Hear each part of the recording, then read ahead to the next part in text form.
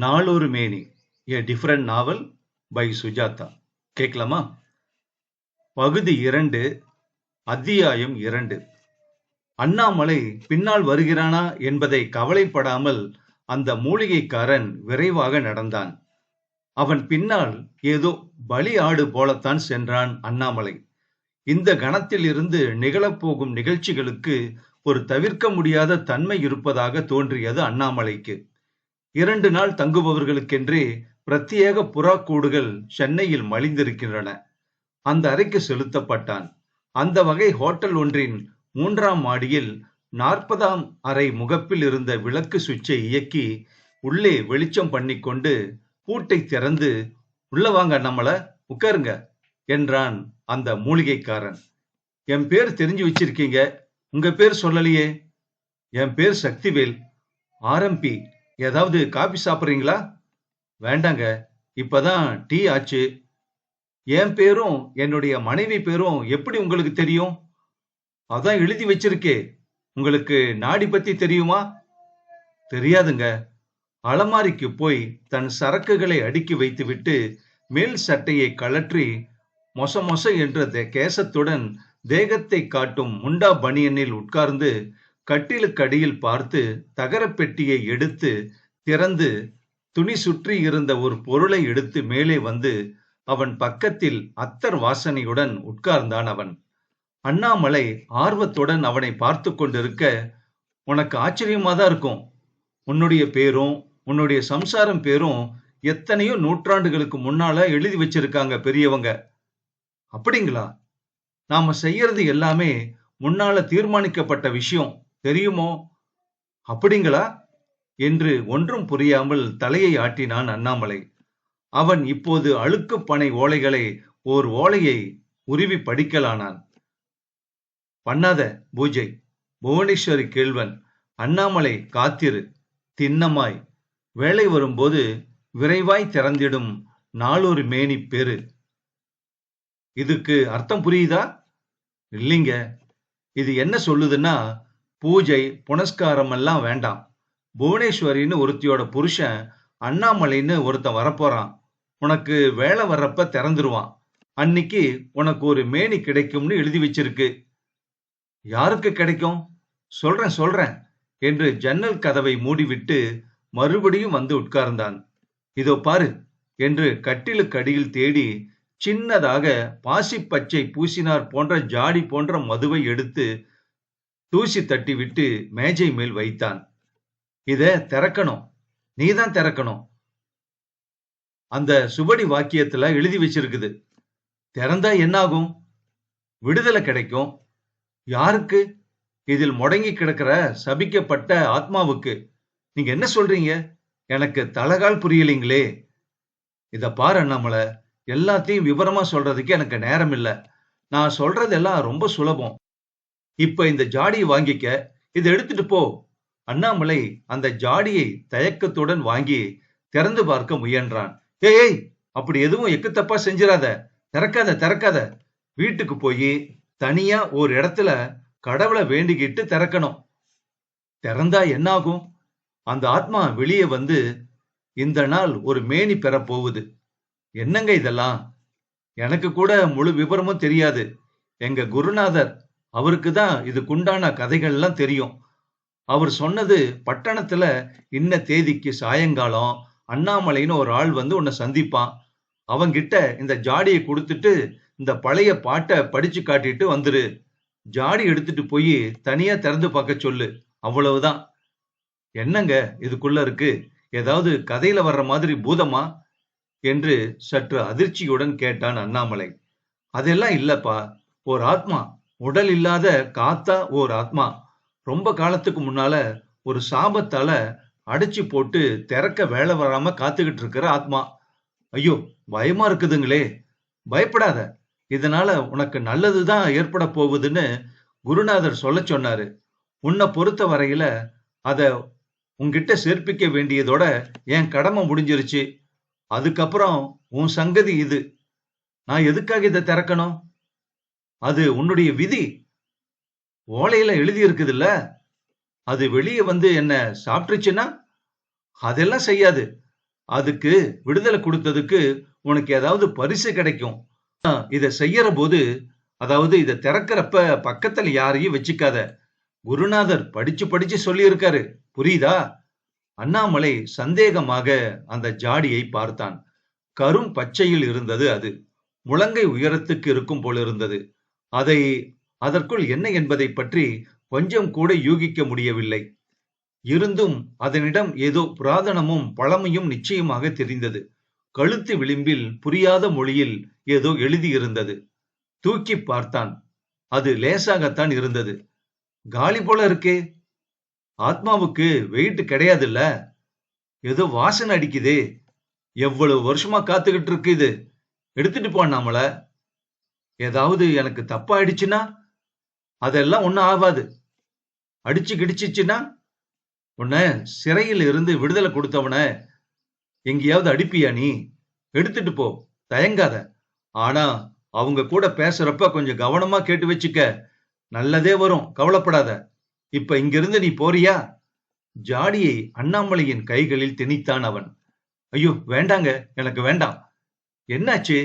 அடே பாவி பயல, இது உனக்கு கிடைச்ச அதிர்ஷ்டண்டா. வேற என்ன சொல்லுறதுனா? உன் நிலைமையில நான் இருந்தா அப்ப நீங்களே திறந்துருங்க. அதுதான் முடியாதே. நீதான் திறக்கணும்னு எழுதி வச்சிருக்கே. இல்லாட்டி நான் திறக்கிறதுல என்ன சிரமம் இருக்கு? இல்லைங்க, எனக்கு எனக்கு ரொம்ப பயமாவே இருக்குதுங்க. பயப்படாதன்னு எத்தனை தடவை சொல்றது? இத பாரு, ஒரு ரகசியம். அவசியம் வந்தா குருநாதர் உங்ககிட்ட சொல்ல சொல்லி இருக்காரு. இத திறந்தா வெளியே வரப்போற ஆத்மா கிட்டவா சொல்றேன். அண்ணாமலையின் காதை தன்பால் இழுத்து கொண்டு அவன் பேசினான். அது 3 வரம் தரும். என்னது வரமா? ஆமா, நீ கேக்குற 3 வரத்தை தரும். எது வேணாலுமா? ஆமா. வந்த லட்சுமி விடாத. பேசாம போய் சேரு.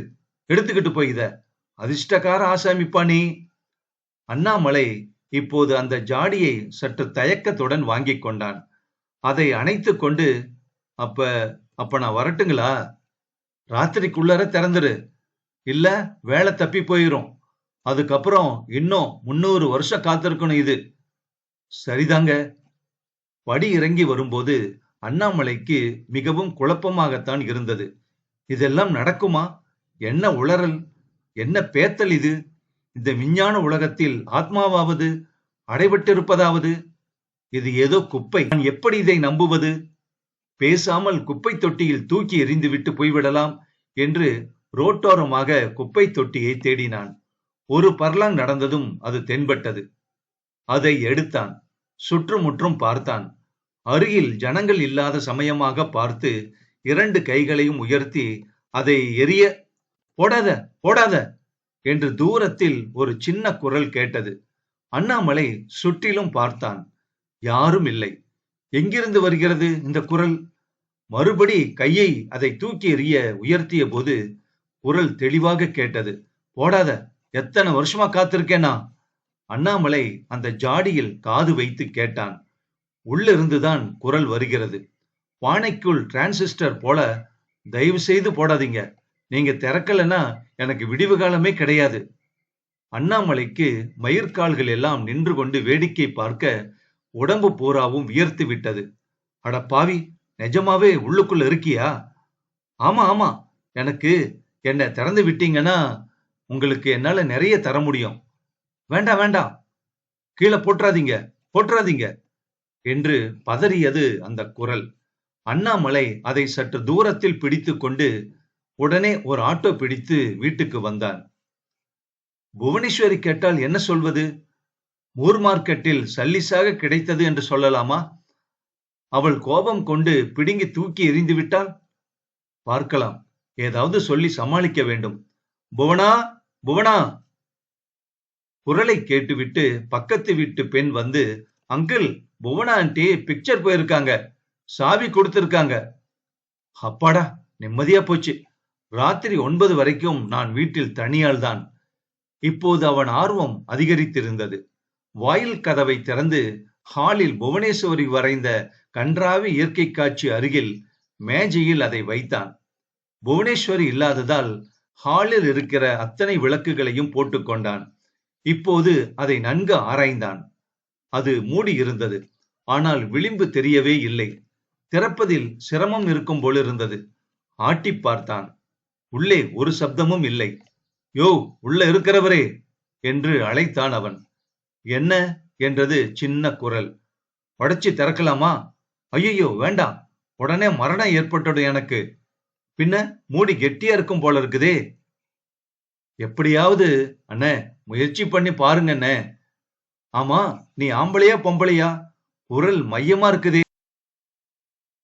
1000 வருஷமா அடைஞ்சு கிடந்ததுல என்னுடைய குரல் பாழாயிடுச்சு. எவ்வளவு? 1000 வருஷமா? ஆமா. என்ன செஞ்ச?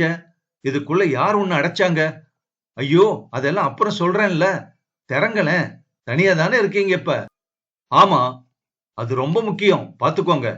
ஏன், மத்த பேர் இருந்தா என்ன? நான் வெளியே வர முடியாது. நீங்க தானே அண்ணாமலை? ஆமா. நீங்க தானே புவனேஷனோட கணவன்? ஆமா. அப்ப திறங்கண்ண, சீக்கிரம் திறங்கண்ண. சந்திரோயத்துக்குள்ள திறந்தாகணும். இது கிருஷ்ணபட்சம் தானே? அதெல்லாம் எனக்கு தெரியாது. வானத்துல சந்திரன் தெரியுதா என்று அந்த குரல் கேட்க ஜன்னல் வழியாக எட்டி பார்த்து இல்லை என்றான். அப்ப சீக்கிரம் திறங்களேன். கொஞ்சம் இரு, ஏதாவது ஸ்க்ரூ டிரைவர் கிடைக்குதான்னு பாக்குறேன். நீங்க உடைச்சிடாதீங்க, கொஞ்சம் ஜாக்கிரதையா திறங்க. திறந்தா என்ன தருவ? எது வேணா, திறங்க, முதல்ல திறங்க. அண்ணாமலை வீட்டில் இருக்கும் பற்பல சாதனங்களை யோசித்தான். அந்த ஜாடியை எடுத்து தரையில் விளக்குக்கு கீழ் உட்கார்ந்து கொண்டு முதலில் ஒரு ஸ்பூனால் நெம்பி பார்த்தான். ஸ்பூன் தான் வளைந்தது. அதன் பின் சமையல் அறைக்கு போய் ஒரு கத்தி எடுத்துக் கொண்டான். புவனேஸ்வரி கோபிப்பாளே என்று கவலைப்பட்டான். அங்கேயே வைத்து விட்டான். பின் அவன் வந்தான். ஓரத்தில் விளிம்பை கீறி பார்த்தான். மூடிக்கு இருக்கும் வாகாக ஒன்றுமே இல்லை. மொட்டையாக இருந்து மூச்சு பிடித்து விரல்களால் அழுத்தி இழுத்து பார்த்தான். முடியவில்லை. வேர்வைதான் பொங்கியது. அவன் ஃபேனை போட்டுக்கொண்டான். மேஜை விளிம்பில் தட்டி பார்த்தான். ஐயோ, தட்டாதீங்க, தட்டாதீங்க, உடைஞ்சிரும். பின்ன என்னதான் செய்யறதா? வெந்நீர்ல முக்கி பார்க்கட்டுமா? முயற்சி பண்ணுங்க, ஆனா ரொம்ப சூடு வேண்டாம். இளம் சூடாக வெந்நீரில் வாயை சற்று நேரம் பிடித்திருந்து விட்டு முகனையில் சணல் கயிறு சுற்றி சுற்றி கீழ் உதட்டை கடித்து கொண்டு கயிற்றில் சுற்றி நுனியை இழுத்து பார்த்தான். மூடி தெரித்து விழுந்தது. இந்த நாவல் அடுத்த பகுதியில் தொடரும்.